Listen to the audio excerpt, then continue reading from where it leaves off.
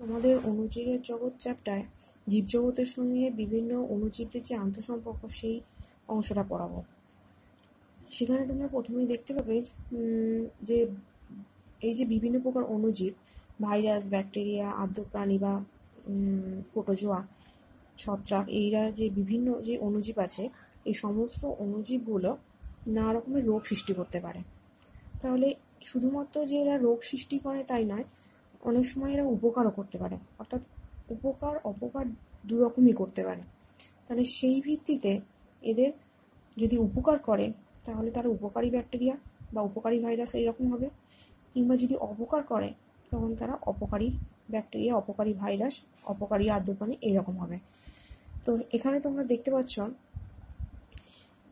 বইতে আছে ব্যাকটেরিয়া ঘটিত বিভিন্ন প্রকার রোগ, প্রথম একটা যেখানে আছে যক্ষা, কলেরিয়া, ডায়রিয়া, টাইফয়েড, টিটেনাস, হুপিং কাশি ইত্যাদি অনেকগুলো ব্যাকটেরিয়া ঘটিত রোগের নাম লেখা আছে। তাহলে এইগুলো ব্যাকটেরিয়ার সৃষ্টিকারী। তাহলে এই যে ব্যাকটেরিয়া সৃষ্টিকারী এই সমস্ত রোগগুলো, এর মধ্যে কতগুলো ব্যাকটেরিয়ার নাম অর্থাৎ জীবাণুটার নাম, ব্যাকটেরিয়াটার নাম তোমাদের জেনে রাখতে হবে। এখান থেকে হয়তো প্রশ্ন আসলো যে দুটো অপকারী ব্যাকটেরিয়ার নাম করো, বা দুটো উপকারী ব্যাকটেরিয়ার নাম করো, দুটো অপকারী ভাইরাসের নাম করো, এরকমভাবে যে কোনো দুটো করে উপকারী অপকারী নাম জেনে রাখবে।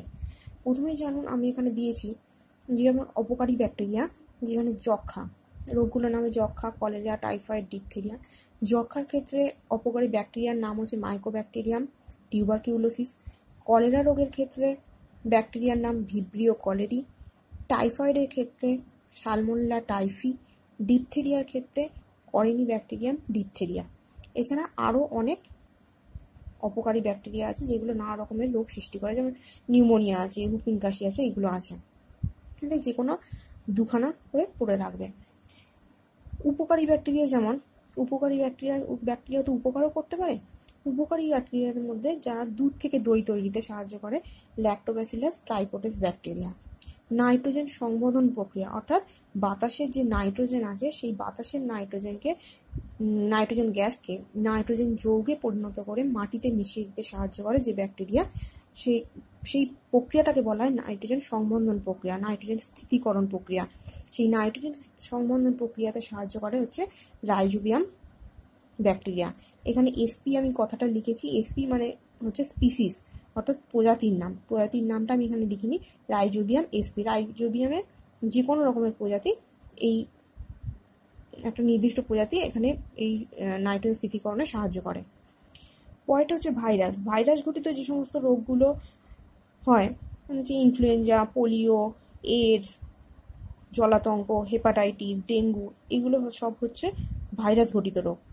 ভাইরাস ঘটিত এই সমস্ত রোগগুলোর মধ্যে কয়েকটা লিখেছি আমি। যেমন ইনফ্লুয়েঞ্জার ক্ষেত্রে ভাইরাসের নাম হচ্ছে মিক্সো ভাইরাস, পোলিওর ক্ষেত্রে পোলিও ভাইরাস বা পোলিও মাইয়েলিটিস ভাইরাস। এইডসের ক্ষেত্রে ভাইরাসের নাম হচ্ছে HIV ভাইরাস, অর্থাৎ এর ফুল ফর্ম হচ্ছে হিউম্যান ইমিউনো ডেফিসিয়েন্সি ভাইরাস। এইগুলো, বা সাধারণ সর্দি কাশির ক্ষেত্রে রাইনো ভাইরাস, এগুলো হচ্ছে সব অপকারী ভাইরাস। উপকারী ভাইরাস যদি বলা হয়, একটা উপকারী ভাইরাসের নাম লেখো, তখন সেক্ষেত্রে আমরা বলবো যে ভাইরাসগুলো ব্যাকটেরিয়াকে ধ্বংস করতে পারে সেইগুলোই হচ্ছে উপকারী ভাইরাস। সেইগুলোর মধ্যে নাম হচ্ছে ব্যাকটেরিওফাজ ভাইরাস, অর্থাৎ এটা এক ধরনের ফাজ ভাইরাস যার নাম হচ্ছে ব্যাকটেরিওফাজ, যারা ব্যাকটেরিয়াকে ধ্বংস করে। এরপরে হচ্ছে আর্দ্র প্রাণী। আর্দ্র প্রাণীকে আর একটা ক্ষেত্রে বলা হয়, আর্দ্র প্রাণীকে প্রোটোজোয়াও বলা হয়ে থাকে। তাহলে অপকারী প্রোটোজোয়া বা আর্দ্র প্রাণী যেগুলো রোগ সৃষ্টি করে, অ্যামিবিয়াসিস, জিয়ারডিয়াসিস, ম্যালেরিয়া, কালাজ্বর, এই সমস্ত রোগগুলো সৃষ্টি করে আর্দ্র প্রাণী।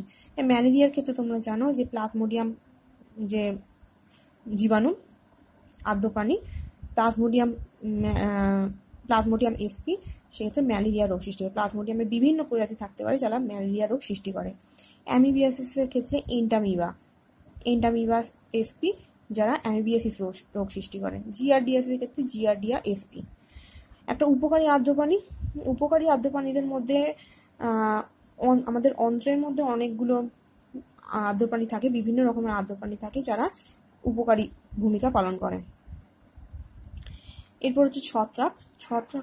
ছত্রাক ঘটিত বিভিন্ন রোগ, দাঁত, হাজা, অ্যালার্জি, গলা ফুসফুসের রোগ, এইগুলো হচ্ছে খাদ্যে বিষাক্তকরণ। অনেক সময় আমরা দেখবে খাদ্যের মধ্যে যদি বিষাক্ত কোনো ছত্রাক আমরা খেয়ে ফেলি খাদ্যের মাধ্যমে, তাহলে আমাদের নানা রকমের সিমটমস দেখা দেয় দেহের মধ্যে। সেক্ষেত্রে উপকারী ছত্রাকের মধ্যে কি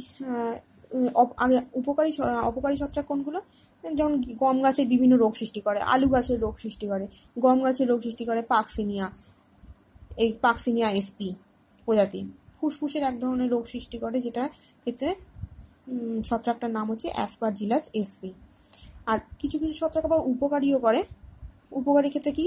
বেকারি শিল্পে, পাউরুটি তৈরিতে, বিস্কুট তৈরিতে, এগুলোর ক্ষেত্রে ইস্ট নামক যে ছত্রাক আমাদের উপকারী ভূমিকা পালন করে। কিংবা ওষুধ তৈরিতে পেনিসিলিয়াম নোটেটাম তোমরা জানো বা শুনেছ হয়তো।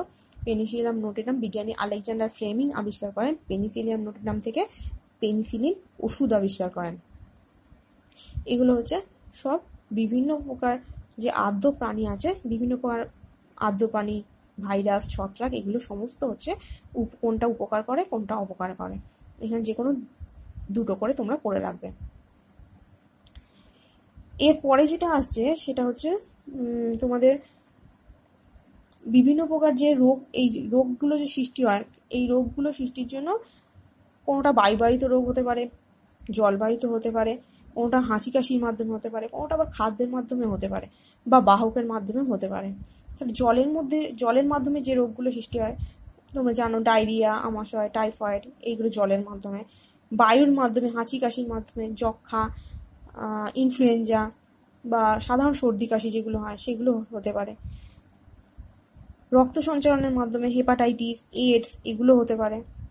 বাহকের মাধ্যমে যে রোগ সৃষ্টি হয়, ম্যালেরিয়া, ডেঙ্গু, ফাইলেরিয়া, এগুলো হচ্ছে সব বাহকের মাধ্যমে সৃষ্ট রোগ। এরপরে যে জীবজগতের সঙ্গে যে এই সমস্ত যে ভাইরাস ব্যাকটেরিয়া আছে, অণুজীবরা আছে, তাদের যে আন্তঃসম্পর্ক বলতে কি বোঝায়? আন্তঃসম্পর্ক বলতে বোঝায় একটা জীব আর একটা জীবের সাথে কি ধরনের সম্পর্কের সাথে যুক্ত। অর্থাৎ এই যে আন্তঃসম্পর্ক, এটাকে 3 রকম হতে পারে আন্তঃসম্পর্ক: পরজীবিতা, মৃতজীবিতা আর হচ্ছে মিথজীবিতা। প্রথমে আমরা দেখব পরজীবিতা। পরজীবিতা কি? পরজীবিতা হচ্ছে যখন কোনো একটা জীব আর একটা জীবের উপর নির্ভরশীল হয়, অর্থাৎ যার উপর নির্ভরশীল হচ্ছে সেই হচ্ছে পোষক, আর যে নির্ভরশীল হচ্ছে সে হচ্ছে পরজীবী। তাহলে এক্ষেত্রে একটা পরজীবী যখন আর একটা পোষকের উপর, আর একটা জীবের উপর নির্ভরশীল হচ্ছে, সেই জীবটাকে পোষক বলছি, তখন পরজীবী উপকৃত হচ্ছে কিন্তু পোষক ক্ষতিগ্রস্ত হচ্ছে। সেক্ষেত্রে তোমরা নিচু ক্লাসে পড়েছো, উকুন মানুষের দেহে বাসা বাঁধে, মানুষের মাথায়। তাহলে মানুষের দেহ থেকে রক্ত শোষণ করে। তাহলে মানুষ এখানে পোষক, আর উকুন হচ্ছে পরজীবী। এটা হচ্ছে পরজীবিতার উদাহরণ। আর এই ধরনের যে সম্পর্ক সেটা হচ্ছে পরজীবিতা। কৃমি, বিভিন্ন ধরনের কৃমি থাকে, হুক কৃমি, কোল কৃমি, এগুলো মানুষের দেহে বাসা বাঁধে এবং মানুষের দেহ থেকে পুষ্টিরস শোষণ করে। তাহলে পোষক মানুষের দেহে ক্ষতি হচ্ছে কিন্তু এর উপকার হচ্ছে। পরবর্তী যে সম্পর্কটা, আন্তঃসম্পর্ক, সেটা হচ্ছে মৃতজীবিতা। মৃতজীবিতা মানে হচ্ছে মৃত মানে কি? মৃত মানে হচ্ছে পচা গলা জীবদেহ উপর যখন কোনো অণুজীব বাসা বাঁধে তখন সেটা হচ্ছে মৃতজীবিতা। এক্ষেত্রে আমরা দেখতে পাচ্ছি মৃতজীবিতার ক্ষেত্রে যেমন ইস্ট নামক এক ছত্রাক, আগে বললাম এটা উপকারী ছত্রাক। কি করে উপকারী ছত্রাক? একটা তো আমরা উপকারী ভূমিকা দেখলাম যে পাউরুটি তৈরিতে বেকারি শিল্পে ব্যবহার করা হয়, হ্যাঁ, কিন্তু এটা মৃত জীবদেহের উপর বাসা বাঁধে, সেখান থেকে পুষ্টিরস শোষণ করে সেখানে জটিল বস্তুগুলোকে ভেঙে সরল খাদ্যে পরিণত করে।